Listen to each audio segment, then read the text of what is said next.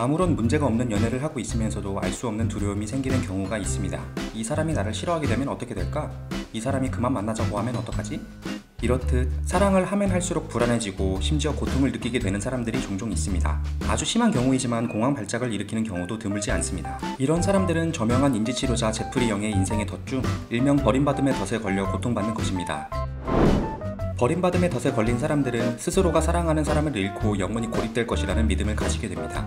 버림받을 것이라 예상하고 그것이 자신의 운명이라 느끼기도 합니다.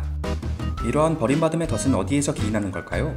애착 이론의 창시자 보울비는 그에 져서 분리해서 어머니와 일시적으로 분리된 신생아 아동에서 나타나는 분리의 3단계를 밝혔습니다. 불안, 절망, 이탈이 그 단계입니다. 1단계, 불안. 어머니와 떨어진 아이들은 처음에는 불안해하고 끊임없이 어머니를 찾게 됩니다. 2단계, 절망. 그러다가 아무리 시간이 지나도 어머니가 오지 않으면 모든 것을 포기한 채 절망에 빠지게 됩니다. 무감각해지고 위축됩니다. 3단계, 이탈. 그 후 이탈 단계로 들어섭니다. 어머니가 돌아와도 냉정해져 접근하지 않고 무시하기도 합니다. 이러한 분리의 3단계는 인간뿐 아니라 동물의 새끼들에서도 같은 양상을 보입니다.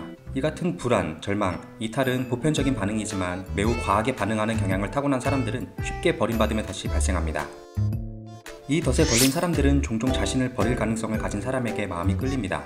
유부남, 유부녀를 만나게 된다거나 상대와의 관계를 회피하는 사람, 술이나 약물을 남용하고 감정이 불안정한 사람들처럼 헌신을 원치 않는 사람들에게 끌린다면 버림받음의 덫이 시작될 위험신호로 봐야 됩니다. 버림받음의 덫은 평생 반복되는 자기 파괴적인 패턴입니다. 이러한 패턴을 알아차렸다 해도 우리는 주로 그 패턴을 굴복하거나 회피, 반격함으로써 효과적이지 못한 방법으로 대응하게 됩니다. 굴복하는 경우 그렇지 않은 상황에서도 버림받은 상황으로 끊임없이 왜곡함으로써 자신의 덫을 강화합니다. 혹은 불안, 분노, 수치심 같은 부정적인 감정을 피하기 위해 도망치는 회피의 방법을 쓰기도 합니다. 이런 부정적인 해결법에서 벗어나 버림받음의 두려움, 공포를 떨쳐버리고 행복한 연인 관계로 돌아가려면 어떻게 해야 할까요? 제프리 영의 도식치료에서는 아래와 같은 방법을 제시합니다. 버림받음의 덫에서 빠져나오는 것은 결코 쉬운 일이 아닙니다. 실제 그 상황에 내가 처해 있을 때 제3자의 눈에는 쉽게 보이는 것이 나의 눈에는 보이지 않을 수 있기 때문입니다. 제프리 영이 제안한 방법들을 토대로 스스로 실천할 수 있는 2가지 방법을 소개하겠습니다. 첫 번째 방법은 스스로의 감정을 검토하는 연습을 하는 것입니다. 일과가 끝날 때쯤 하루를 돌이켜보며 어떤 감정을 느꼈는지 생각해봅니다. 강렬한 감정을 느낀 적이 있다면 그것이 어떤 감정이었는지 파악해봅니다. 버림받음의 느낌이 있었는지, 과거에도 반복되는 것이었는지 헤아려봅니다. 이렇게 하는 이유는 감정은 하나의 단서가 될 수 있기 때문입니다.